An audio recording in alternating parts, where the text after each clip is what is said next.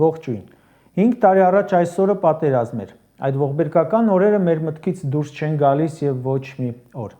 Այդ կորուստները ավելի սուր են արտահայտվում, երբ հիշում ենք, որ 44 օր շարունակ մարդկանց ուղեղները պարզապես բթացրել են խաբելով, հաղթում են կարծրունական սուտ քարոզչությամբ։ Կորուստներն առավել խորն են ազդում մեզ վրա, երբ հիշում ենք, որ մի քանի անգամ հրաժարվել է դադարեցնել պատերազմը։ Հավատում էին մարդիկ կարծրունական փչոցներին։ Նիկոլը կոչով մարդկանց ոչ թե պատերազմի էր տանում, այլ ասում էր՝ գնացեք հաղթանակի տոնախմբության մասնակցեք։ Գնում էին ու զոհվում դեռ պատերազմի դաշտ չմտած։ Հիշում եմ, որ Արցախից եկողները տխուր բաներ էին պատմում, հասկանում էր, որ այդ ոգևորությունը, որ այստեղ իշխանությունն ու կեղծ քարոզիչները փչում են, այնտեղ չկա։ Այնտեղ իրականության գիտակցում է, իսկ հավատացողը ով էր։ Լրատվամիջոցներս հենց իրական մտահոգություններն էին հրապարակում, թիրախավորվում էինք եւ հասարակության կողմից եւ մինչեւ իրավապահ համակարգ։ Որ 44-օրյայի տարելիցին իշխանությունը չէր այցելելու եռաբլուր, հասկանալի էր եւ գովելի։ Նրանց այցը իրենց զոհերի շիրիմներին զայրացնում է։ Որ մինչ օրս պատասխանատվություն չեն կրել հրահրելու, պատերազմ բերելու, ամեն օր խաբելու ու պարտվելու համար, դա էլ է կարծում եմ ժողովրդի համար հասկանալի։ Սպասում ենք մինչև իշխանափոխություն։ Հասկանալի է մարդկանց համար եւս մեկ բան՝ հերոսների անունը թաքցնելը։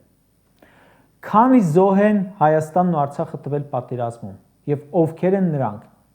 Նիկոլը բողոքում է, թե պատերազմի զոհերի ուռճացված թիվը հրապարակվում։ Մեկ տարբերակ կա այդ խոսակցությունները դադարեցնելու՝ զոհերի անունների հրապարակումը։ 5 տարի է դա ենք պահանջում։ Ասում են՝ մտեք 1000+ հիմնադրամի կայքը, այնտեղ փոխհատուցում ստացածների մեջ փնտրեք։ Նախ այնտեղ խառնեն տարբեր ժամանակներում զոհվածների, վիրավորների տվյալները։ Բացի այդ, ոչ բոլորն են փոխհատուցում ստացել։ Մեզ մի ուղղորդեք ինչ-որ կայքերում քրքրելու։ Դուք մարդկանց անուն, ազգանունով վայենկոմատներից տարել եք, զոհ եք տվել, ուրեմն անուններով էլ ասեք ում եք զոհել, որ ձեզ չասեն դավաճան։ Եթե չեն հրապարակում, ուրեմն մտածում ենք, որ թաքցնելու բան ունեն։ Պաշտպանության նախարարության կայքն ես մտնում Պապիկյանի անկապ գործունեության լուսաբանումն է։ Կայքում պարտավոր է իշխանությունը բաժին բացել 44-օրյա պատերազմի զոհերի մասին ու անվանական բոլորին հրապարակել կենսագրությամբ, զոհվելու վայրով, հանգամանքներով։ Ժողովուրդը եւ զոհերի հարազատներն ասում են, չենք ասում պարգևավճարից ու падավատից ախրանայից հրաժարվեք, որ ասում եք ոչ։ Ասում ենք հրապարակեք մեր հերոսների անունները։ Հայաստանի հաջորդ վարչապետի առաջին քայլերից մեկը պետք է լինի հենց դա՝ հրապարակել զոհերի ամբողջական ցանկը։ Պատերազմի տարելիցին Նիկոլը հասել էր ՄԱԿ-ի ամբիոն ու կիսադատարկ դահլիճում ելույթ ունեցավ։ Դրանից մեկ օր առաջ ելույթ էր ունեցել Ադրբեջանի նախագահը ու Հայաստանի հասցեին վատ վիրավորական խոսքեր ասել։ Ասել էր, որ Հայաստանին հաղթել է եւ պատերազմում եւ խաղաղության բանակցություններում, այսինքն համ գրավել է, խաղաղության պայմանագիր կոչվածն էլ իր պահանջներով է։ Խոսել էր Զանգեզուրի Միջանցք եզրույթով։ Խոսել էր Հայաստանը կապիտուլացնելու մասին։ Մեկ օր անց ելույթ է ունենում Նիկոլը։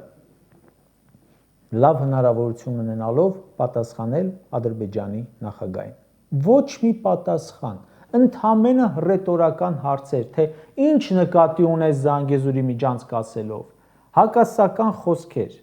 Ասում է խաղաղություն է հաստատված, հետո ասում է, որ Ալիևի բառապաշարը ագրեսիվ է, նեգատիվ է եւ այլն։ Բայց ինչ խաղաղություն է հաստատվել, եթե այդպես է։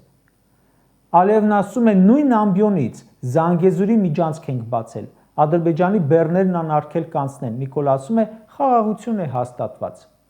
Ալիևի բառապաշարը գրգռում է, ասում է նեգատիվ է։ Ալիևն ասում է Հայաստանը կապիտուլացվել է։ Նիկոլն ասում է ճանաչում ենք միմյանց տարածքային ամբողջականությունը։ Ընդհանրապես իրար չբռնող ելույթներ են։ Ոչ միայն Ալիևի ելույթը, Նիկոլի ելույթին, այլ Նիկոլի ելույթի մի խոսքը մյուսին։ Փաշինյանը ՄԱԿ ամբիոնից ելույթ է ունենում արդեն 8 անգամ։ Մենք սովոր ենք, որ 8 անգամ չէ, 18 անգամ սուտ լսենք նրանից։ Հիմա պատկերացրեք, այդ դահլիճում նստածները նրան լսում են բոլոր 8 անգամներ։ Լսում են նրան, որ 2020 թվականի պատերազմից ուղիղ 2 օր առաջ, սեպտեմբերի 25-ին ասում էր. հուլիսյան մարտերը ցույց տվեցին, որ Ադրբեջանի ռազմական գերազանցությունը առասպել է։ Ղարաբաղյան հակամարտությունը ռազմական լուծում չունի։ 2 օր հետո սկսում է պատերազմ։ Իհարկե,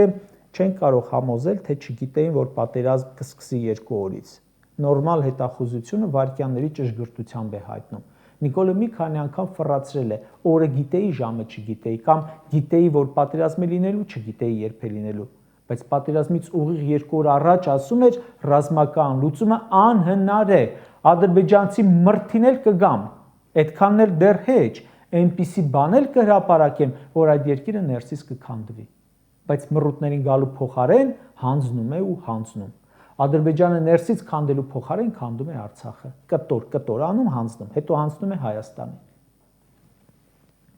Հիմա մարդը, որ ՄԱԿ-ի ամբիոնից հավատացնում էր, որ Արցախի հարցը չունի ռազմական լուծում, Ադրբեջանին կջախջախի, նույն ամբիոնից ասում է խաղաղություն են բերել արդեն։ Տրամաբանական է, չէ, որ ինչքան առաջին ասածն էր ճիշտ, այնքան էլ երկրորդը։ 2020 թվականի ելույթն են լսում, որ պետք է ընդունվի Արցախի ինքնորոշման իրավունքը։ Մինսկի խմբի շրջանակներում կարգավորվի հարցը։ 5 տարի հետո նույն մարդը նույն ամբիոնին կանգնում է Արցախը հանձնած, ինքնորոշման հարցը փակած։ Մինսկի խումբը լուծարած։ 2020 թվականի նույն ամբիոնից ասում է, Լեռնային Ղարաբաղի ժողովուրդը պետք է կարողանա առանց սահմանափակումների որոշել իր կարգավիճակը։ Հիմա ասում է Արցախն Ադրբեջան է եւ վերջ, թող Լեռնային Ղարաբաղի քաղաքացիները ապրեն Հայաստանում։ 2020 թվականին ասում է ՄԱԿ-ի ամբիոնից Թուրքիան անվտանգության սպառնալիք է Հայաստանի եւ տարածաշրջանի համար։ 2025 թվականին կանգնել է ՄԱԿ-ի ամբիոնին արդեն անվտանգության սպառնալիքի գիրկը թռած։ Մեկ խոսում է այն մասին, իբր խաղաղությունը եկել է, համել են մասին, թե ունենք գերիներ։ Գերի էլ չի ասում, այլ անազատության մեջ հայտնված անձինք։ Ռազմագերի են, անազատությունը որն է, մտել են ներս, դուռը փակվել է վերևները, նրանք գերի են, ռազմագերի։ Շատ են պետությունները, որոնց ղեկավարներից 8 տարի ՄԱԿ-ի ամբիոնից ելույթ են ունեցել, բայց Հայաստանը միակն է, որի վարչապետը բոլոր 8 տարին էլ ասել է իրար հակասող բաներ։ Կարճ ասած, ՄԱԿ-ում Նիկոլի ելույթը, կրկնում եմ, Ալիևի ելույթից հետո էր, լավ հնարավորություններ արձագանքելու, պատասխանելու։ Դրա փոխարեն ռետորական հարց են չեցնում։ Ինչ նկատի ունի Ալիևը Զանգեզուրի միջանցք ասելով, կապիտուլյացիա ասելով եւ այլն։ Դա կարծում եմ Նիկոլն ինքը պետք է պատասխանի, թե ինչ ի նկատի ուներ Ալիևը։ Բանակցողը ինքն է։ Կարևոր է փաստերով իմանալը, իրականում Նիկոլը այլ բան է հասկացել այդ պայմանագիր կոչվածից, բանակցություններից, իսկ Ալիևը այլ բան, թե երկուսն էլ ճիշտ են հասկացել։ Ուղղակի Ադրբեջանի նախագահը ասում է այնինչ կա, Հայաստանի ներկայացուցիչը շարունակում է հիմարացնել ժողովրդին, ինչպես որ անում է արդեն շուրջ 8 տարի։